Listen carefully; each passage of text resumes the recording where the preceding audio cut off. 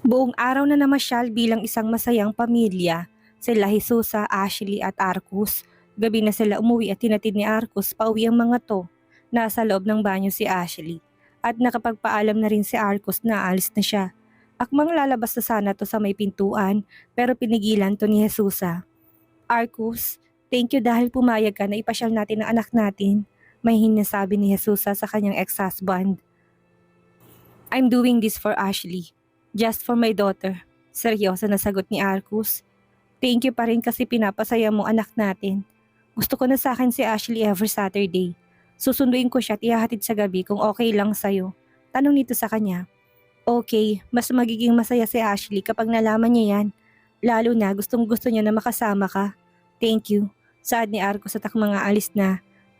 Arcus, may sasabihin ka ba? Kunot ang noon na tanong ni Arcus dahil halatang hindi tumapakali. Arcus, wala na ba talagang chance? Nautal na tanong nito. Wala na, mabilis naman nasagot ni Arcus sa kanya. But it was a one night mistake. Madali lang sabihin hindi ba? Isang gabing pagkakamali lang. Sana inisip mo kami ng anak mo noong gabing yun. And stop fooling me dahil alam kong lahat. Alam ko naman ang dahilan mo kung bakit ka nagpakasal sa akin. Pero naging mabuti naman siguro ako sa'yo hindi ba? Minahal naman kita noon. Pero hindi na kasi tulad ng dati ang lahat. Just let yourself be happy. Kasi wala na akong pagmamahal sa'yo. Saad ni Arcus bago siya lumabas ng bahay nila Jesusa. Naiwan naman na umiiyak si Jesusa, nasaktan siya sa huling salita na binitawan ni Arcus para itong punyal na sinaksak sa kanya. Bumukas ang pinto ng banyo at lumapit sa kanya anak niya.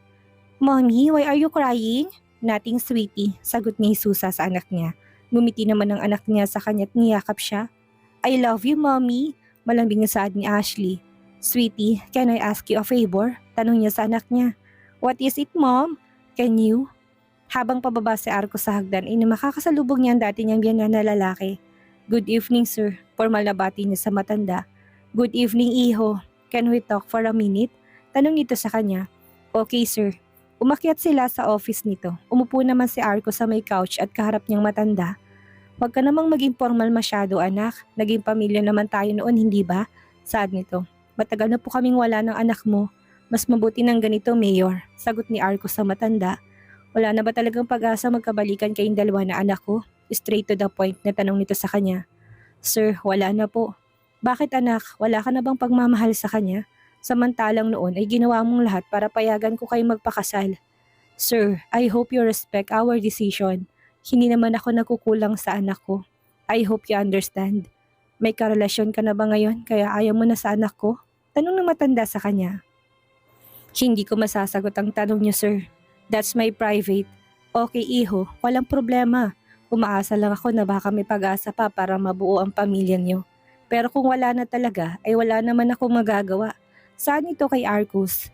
Thank you, sir. Kailangan ko na pong umalis. Paalam nito. Sige, iho. Ingat ka. Lumabas si Arcus sa opisina ng matanda. Pinipigilan lang niya ang sarili na mainis sa matanda. Alam naman niya ang pakay nito sa kanya. Lalo na alam niya na may balak itong tumakbo bilang governor. Pagpasok niya sa kotse niya, pinakalma niya muna ang kanyang sarili bago niya pinatakbo ang kanyang sasakyan. Morris POV. Papasok na sana ako sa room ko pero bigla na lang bumukas ang pinto at bumungad sa akin ang nakangiting mukha ng boyfriend ko. Shit, may boyfriend na talaga ako. Saad ko sa sarili ko. Parang hindi totoo pero nandito siya ngayon. Hi baby, nakangiting bati niya sa akin. Hindi ka nagsabi na pupunta ka. Alam ko naman na pagod ka na pero pumunta ka pa talaga dito. Sabi ko sa kanya. Dito ako matutulog. Sagot niya sa akin at mabilis na hinapit ang bewang ko palapit sa kanya. Shit, ang bango mo. Sabi niya sa akin sabay halik sa leeg ko. Tumawa lang ako dahil nagsisimula na naman siya. Pero dahil may taglay akong karupukan sa katawan ko, ay bumigay na naman ako. Hindi ko naman kayang pigilan ang sarili ko. Mahal ko na kasi kaya ganito ko karupok pagdating sa kanya. Hinayaan ko siyang angkinin ako sa parang gusto niya at muling naging maingay ang silid ko dahil sa mga halinghing ko tuwing pinanggigigilan niya ako. Kakatapos lang naming dalawa at nakahiga na kami ngayon dito sa kama ko. Arcus, tawag ko sa kanya. Yes baby. Nailan talaga ako na tawagin ka sa pangalan mo, sabi ko sa kanya. Why? I like it, baby. Mas gusto ko na tawagin mo ko sa pangalan ko. Para kasing wala akong galang sa'yo. Humahagikik na sabi ko sa kanya. Baby, Tawag niya sa akin kaya tumingin ako sa kanya. Nakayakap ako sa kanya pero ngayon na nakatingin ako sa kanya ay gusto kong tumawa ng malakas dahil nakasimangot siya. Pero gwapo pa rin naman siya kahit na nakasimangot siya. Feeling ko tuloy kaedad ko lang siya. Bakit ka nakasimangot? Pinipigilan ko sarili ko na tumawa habang nagtatanong ako sa kanya. Ninong pa rin bang tingin mo sa akin? Oo kasi ninong naman talaga kita. Dapat ba iba ng tingin ko sa'yo? Akala ko ba boyfriend mo na ako? Tanong niya sa akin. Anong gusto mo na itawag ko sa'yo? Love? Mahal? Honey? Sweetie pie? Babe? Baby? Sweetheart? Daddy? O par na lang? Natatawa na tanong ko sa kanya. Gusto ko siyang asarin. Par, hindi naman tayo magtropa. Pero Arcos ba ang gusto mo? Tanong ko sa kanya. Kahit ano, basta gusto mo. I'm your boyfriend, kaya okay lang na bastusin mo ko. Huwag mo na akong tatawagin na ninong kapag tayong dalawa lang. Sabi niya sa akin. Pero kasi mas, baby, he warned me. Okay po mahal. Tawag ko sa kanya na kagad namang naging malawak ang ngiti niya. I love it, mahal ko. Malambing na bulong niya sa akin. Matulog na tayo dahil may pasok pa ako bukas.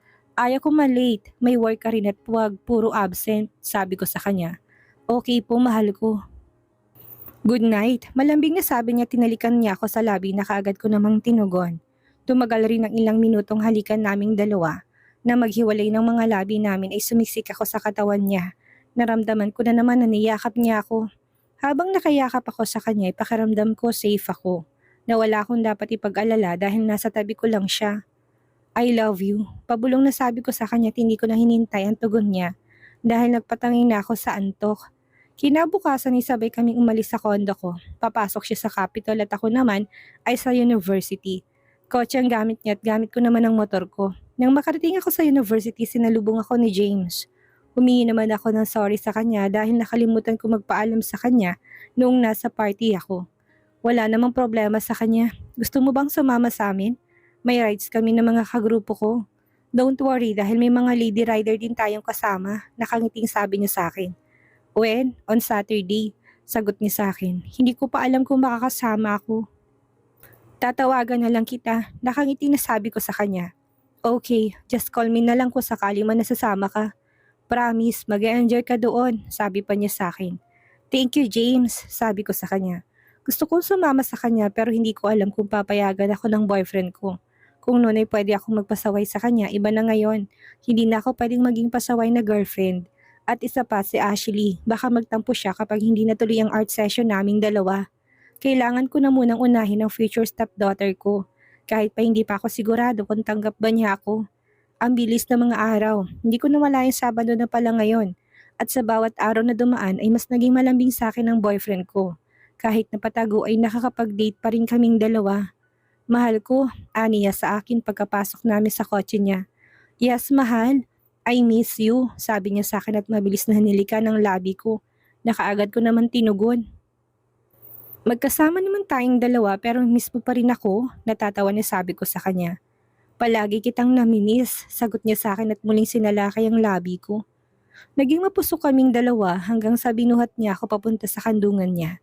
Talagang nasa plano na niya ito ngayong umaga, na para bang hindi pa rin siya nagsasawa sa ginawa namin kanina habang naliligo kami. Mahal, plano mo ba to? Kaya itong pinili mong isuot ko? Tanong ko sa kanya pero tanging ngisi lang ang sinagot niya sa akin. Baka may makapansin sa atin dito, tanong ko pa ulit sa kanya. Mabilis lang to, mahal ko. Pero depende sa'yo kasi ikaw ang driver ngayon, nakangising sabi niya sa akin. Tumawa na lang ako. Ano pa bang gagawin ako? Ay nasa kandungan niya na ako. Challenging rin dahil narito kaming dalawa sa loob ng kotse. Lahat ng utos niya sinunod ko. This is really good, mahal ko. Malapit na ako, mahal. Nahirapan na sad ko sa kanya. Me too, mahal ko. Sabi niya tinalikan ako sa labi. Napayakap ako sa kanya. Ang agang exercise ng ginawa namin sa loob ng kotse niya. Nang humupa ng init na nararamdaman namin, ay we both fixed ourselves na para bang wala kaming ginawang kababalaghan dito sa kotse niya. Dadaanan ba natin si Ashley? Tanong ko sa kanya habang inaayos kong seatbelt ko. Yes, mahal ko. Malambing na sagot niya sa akin. Mahal, alam mo ba niyaya ko ni James na sumama sa rides nila? Sabi ko sa kanya. Rides? Long ride. May mga kasama rin daw sila ng mga babae. Pero hindi ako sumama kasi alam ko na ayaw mo, sabi ko sa kanya. Paano mo nasabi na ayaw ko? Tanong niya sa akin. Alam ko, kasi na nagsiselos ka kay James. Kaya ako na ang umiwas, sagot ko sa kanya. Hinawakan niyang kamay ko at hinalikan niya kaya tumingin ako sa kanya. Maniniwala ka ba sa akin kapag sinabi ko na papayagan kita? Tanong niya sa akin. Bakit? May tiwala ka na ba sa akin? Tanong ko sa kanya. May tiwala ako sa'yo, mahal ko. Sinasabi mo lang yan dahil tumanggi ako sa'yo. Sabi ko na nga ba hindi ka naniniwala sa akin? Kasi po siloso ka. Kausap ko nga lang si James sa university, nagsaselos ka na. Paano pa kaya kung overnight kami sa pupuntahan namin? Ayaw ko naman na mag-alala ka sa akin. At isa pa, baka bigla kang tumanda kapag sinuway na naman kita. Paano na ako kapag humina ng tuhod mo? Pabiro na sabi ko sa kanya na ikinatawa naming pareho. Tayo na lang dalawang gagala mamaya. Nakangiti sabi niya sa akin. Really? Nakangiti na tanong ko sa kanya. Saan mo gustong pumunta, mahal ko? Tanong niya sa akin at tinalikan ang likod ng palad ko. Kahit saan basta kasama kita. Habang nasa daan kami, nagkwentuhan kaming dalawa. We both love to chit-chat like this. Mas nakikilala ko siya sa mga maliit na detalye.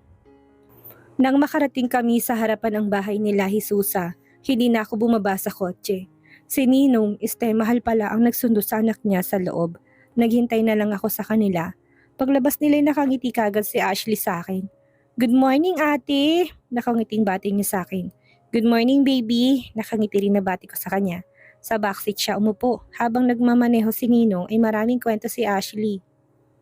Para siyang hindi naubusan ng kwento. Dumaan na muna kami sa isang restaurant to have our breakfast. Hindi pa kasi kami kumain dahil gusto ni Arcus. Magkakasama kaming tatlo ngayon. Habang kasama ko silang dalawa ay masaya naman ako, masaya ang puso ko.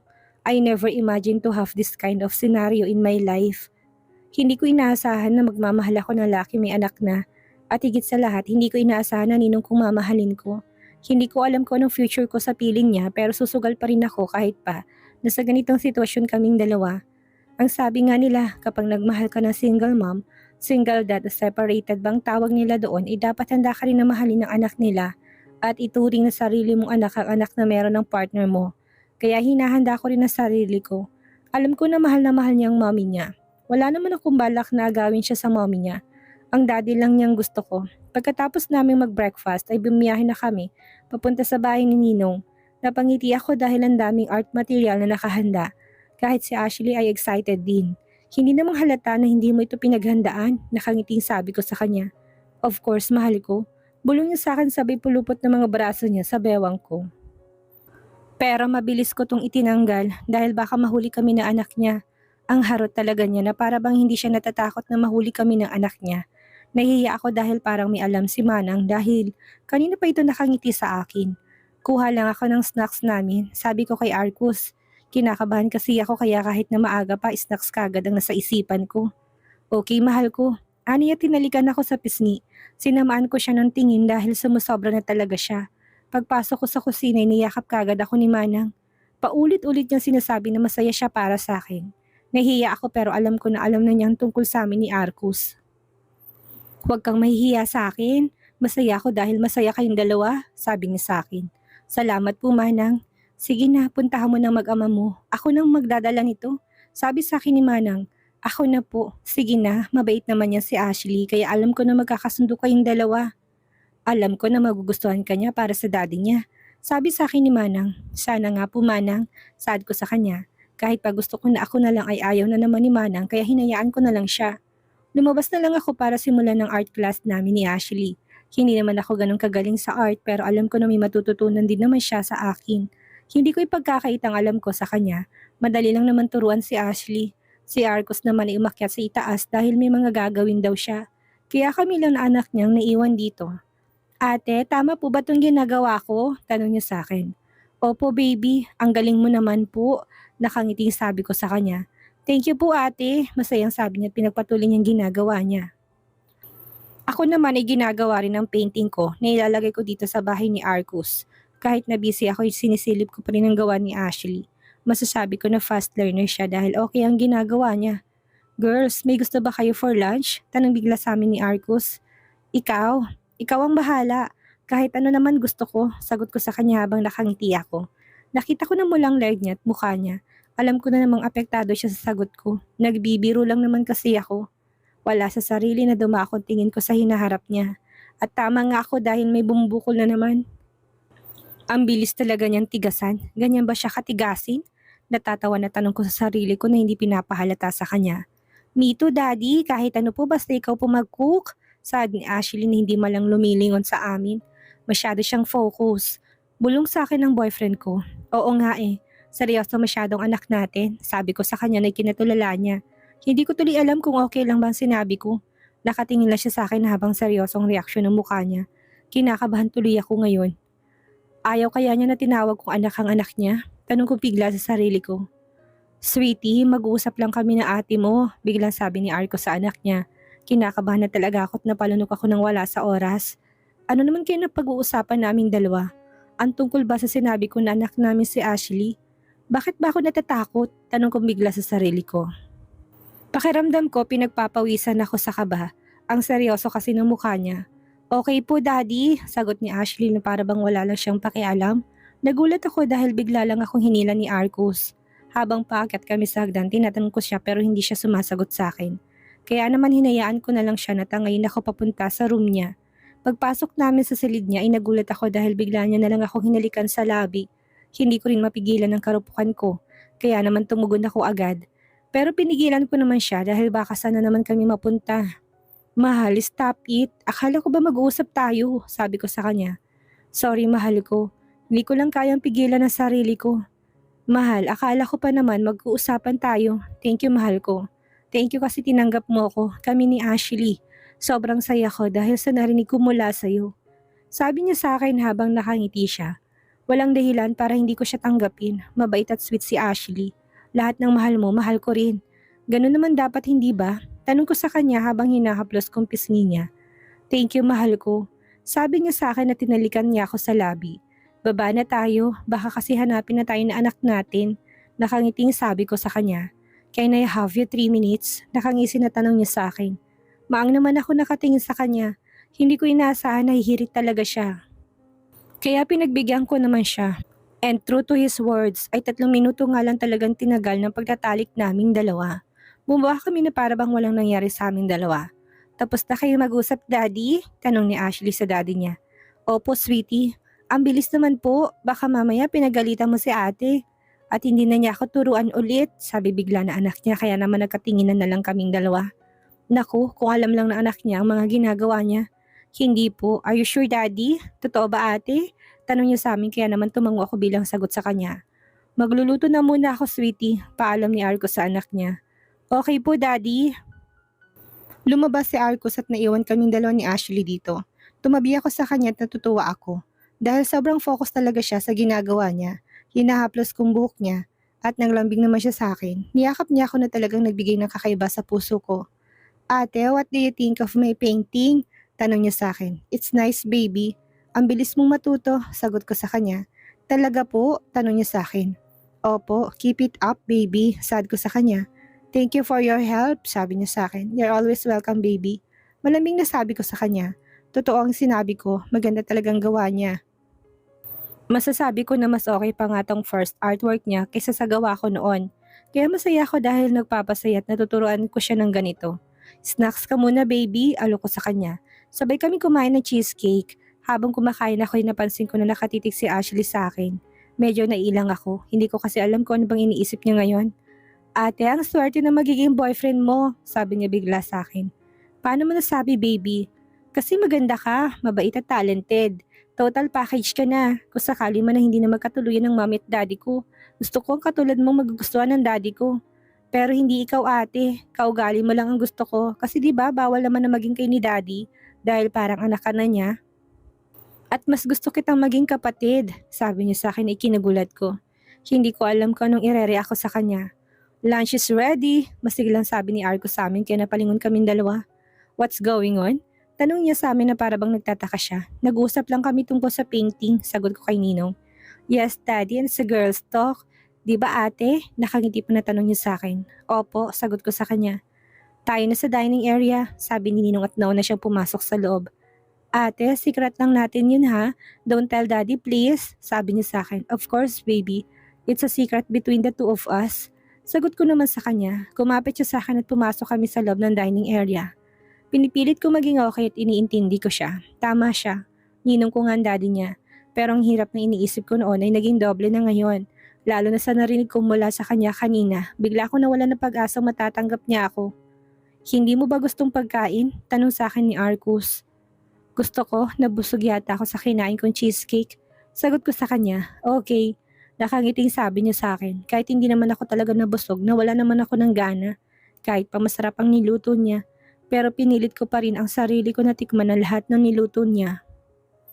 Habang kumakain kami, nagkakwento na naman si Ashley ng kung ano na para bang sobrang dami niyang baon na kwento. Nakikita ko naman na masaya nakikinig si Arcus sa kwento na anak niya. Tinapos ni Ashley ang painting niya. Maaga rin siyang hinatid ni Ninong. Ako naman naiwan dito sa bahay niya. Kukunin niya kasing motor ko at kukuha na rin siya ng damit ko lalo na overnight kami sa pupuntahan namin. Hanggang ngayon, hindi pa rin mawala sa isipan ko mga sinabi ng anak niya. Pero alam ko rin sa sarili ko na hindi dapat ako sumuko agad. Humiga na lang muna ako sa kama ko dito sa dati kong silid. Alam ko namang gigisingin niya ako kapag dumating na siya. Arcos POV. Masaya ako na makitang magkakasundo si Mori at ang anak ko. Ang problema ko na lang ngayon ay paano ko sasabihin sa anak ko ang tungkol sa amin ni Mori. Ayaw ko naman na biglain ng anak ko, lalo na ngayon na gusto makipagbalikan sa akin ni Jesusa. Daddy, thank you po, sabi sa akin ng anak ko habang nasa biyahe kami pauwi sa mami niya. Thank you for what, sweetie? Tanong ko sa kanya. For this day po, sana ganito palagi, sagot niya sa akin. Opo, ganito lagi, sagot ko sa kanya. I love you, Daddy. I love you so much, sweetie. Malamig na sabi ko sa kanya. I'm sleepy, Daddy. Okay, sweetie, sleep ka na muna. Malayo pa naman tayo. Sad ko sa kanya. Habang nagmamaneho ako ay panay ang tingin ko sa kanya. Nakatulong na ito agad, kaya naman binilisan kong pagmamaneho ko dahil dadaan pa ako sa kondo ni Mori. Kukunin kong motor niya dahil namasyal kaming dalawa. Tuwing naalala ko siya, hindi ko mapigilan ang sarili kong hindi ngumiti. Nang makarating ako sa bahay ni Susa, kaagad kong binuhat ang anak ko papunta sa silid niya. Habang pababa ako, hinarang na naman niya ako. Sa totoo lang, naiinis na ako sa kanya. Dito ka nalang mag-dinner, Arcus. Hindi pwede, may lakad pa ako, sagot ko sa kanya. Malulungkot ang anak mo kapag wala ka mamaya kapag nagising na siya. Stop using our daughter. Kasi walang magbabago, malamig na sabi ko sa kanya. What are you talking about? I'm not using her, saad niya sa akin. Kailangan ko nang umalis. Saad ko sa kanya dahil ayaw ko nang magtalo kaming dalawa. Mabilis akong sumakay sa kotse ko. Hindi na akong dating Arcus na tangat, naniniwala na lang sa lahat na sinasabi niya. Masaya na ako ngayon at ayaw ko nang sirain na naman niya ang buhay ko. Ang lahat ng ginagawa ko ay para lang sa anak namin. Pilit kong kinakalma ang sarili ko dahil nagmamaneho ako pero nagulat ako. Dahil may biglang sumulpot na kotse at mababangga ko to. What the...